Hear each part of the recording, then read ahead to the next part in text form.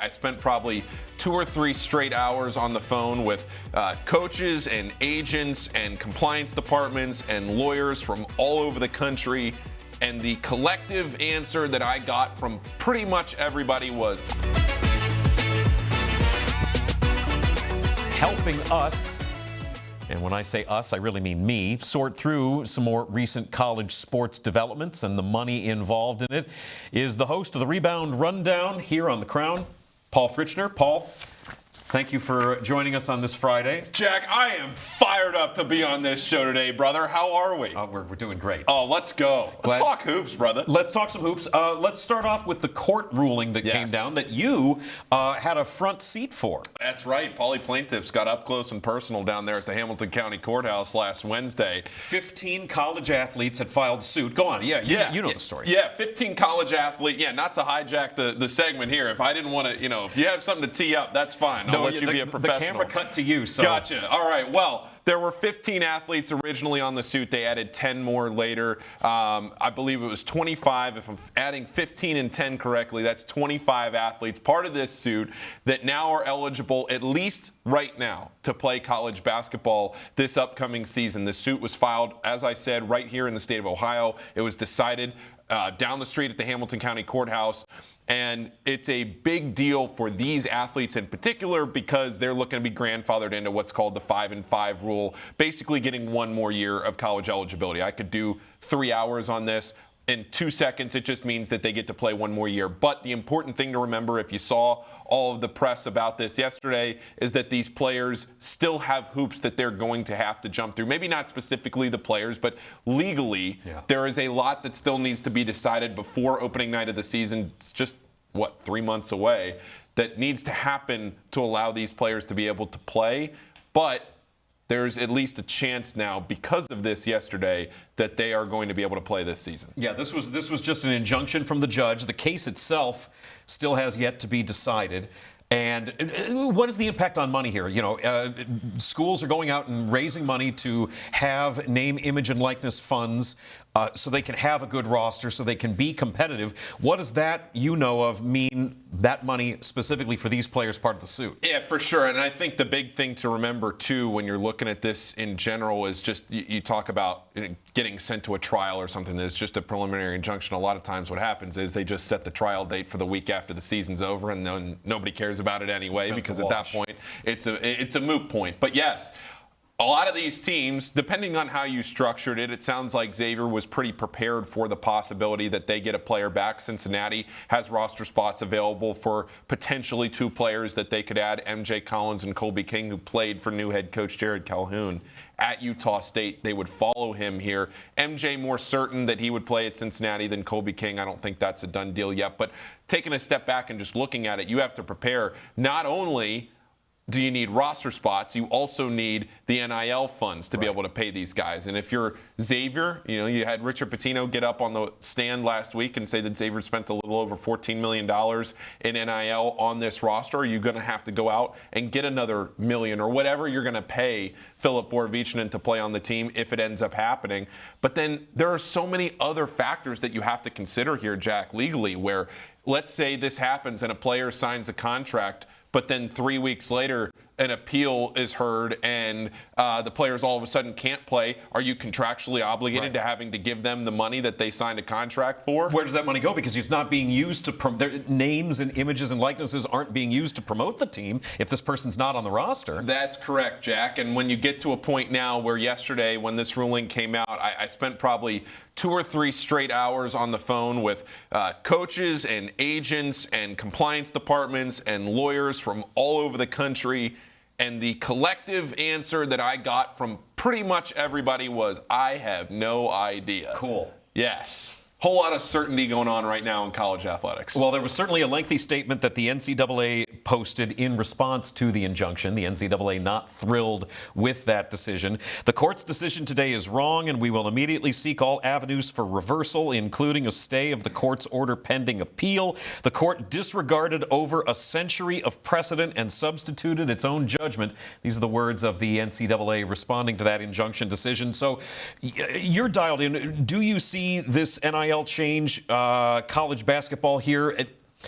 What do you think is the legitimacy of this lawsuit? How real is this concern? Well, I think the big thing to keep in mind is that the NCAA continues to lose these cases. Yeah. It's just time after time. The NCAA cannot win in court. So there's precedent there that they just keep losing. Is that because judges and juries tend to be a little more sympathetic toward these players? Well, especially in this case, the argument was, hey, look, all of the waivers and rules and things that you're trying to apply, it's so arbitrary from the NCAA's perspective. Everything you're trying to do, NCAA, it's all arbitrary. You let foreign players play professionally, and then they come over here. You give some guys a waiver. And you know, the foreign players coming over, they don't have the same higher education structure with athletics that the United States has.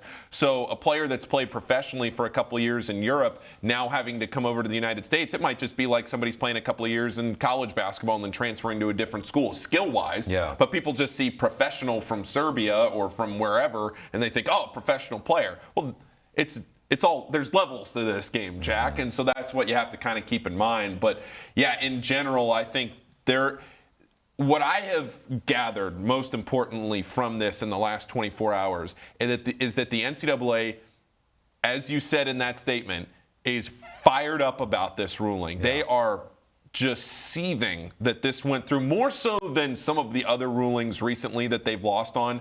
This one kind of feels like a flag in the sand moment for them. They're going to fight this. They are going to fight this tooth and nail as hard as they can, and that's why I say, yeah, you saw MJ Collins from Utah State post a committed graphic to Cincinnati yesterday as soon as this came out. But just because they commit and just because they say they're going to play, or maybe they even start practicing, doesn't mean you're going to see them on opening night. There is still a lot that has to be sorted out with all of this. Yeah, and a lot of money on the line that are coming from donors and who knows who else that is going to need to go somewhere. One other thing, while we still got a couple of minutes left, also some big news that you've been at the forefront of this week. The announcement at the Lindner Family Tennis Center is going to be the home of the CareSource Invitational Ohio this October. That is going to be college basketball at that tennis center between UC, UD, OSU, and X. This is a really big deal too. Well, in the 100 seconds that we have left in this segment, I'm not going to break down these games. You can catch that on the Rebound Rundown. What I will do is talk about the business aspects, since this is the working lunch. The biggest priority for the tennis tournament right now, outside of putting on a phenomenal tennis event, and it was just named the Masters 1000 event of the year. Quite literally the best non-major in the world is the Cincinnati Open. Yeah. They are putting a massive priority up there at the Lindner Family Tennis Center of creating events year-round, making this a facility. You can go up there right now and have dinner at their restaurant. You can play, pickleball, padel, tennis, whatever it is. The Grizzly, the golf course across the street, they moved their pro shop inside the tennis facility. They are placing a huge emphasis on making sure that this facility is open to the public as much as possible 365 days a year. So bringing an event like this, I have been told that this is hopefully the first of many to come. They want to build this out. They want this to be successful so that there's traction for years to come down the line. And I did that in 60 seconds, not even 100. You know what? And I think we're still doing okay time-wise. I appreciate you keeping an eye on the clock.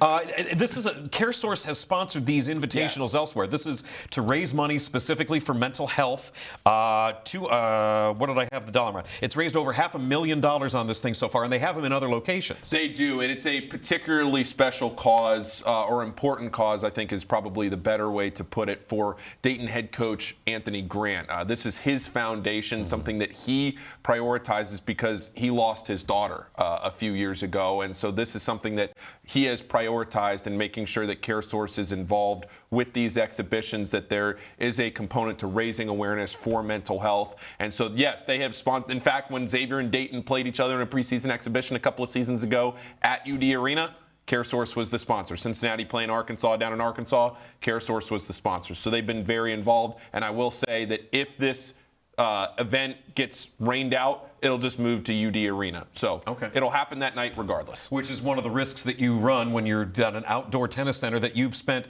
$260 million to convert into a year-round facility. This was a major thing that happened at the Lindner Tennis Center. Finished it up last year. Cincinnati Open Sporting Club, open year-round, doubled the size of the campus, and now you're doing events like this, really trying to play up the idea that this is an everybody sort of place. Yeah, absolutely. They want to bring the community of Mason, of Warren County, and the fans of tennis from all over the world, and Cincinnati, everything. Or pickleball or padel. Anywhere, anything. They want to make that place a hub for all of it. And what a better way, to get things started. It's one of the things that makes college basketball special to me. I know it's not happening in the regular season. Everybody wants the games to count. I get it.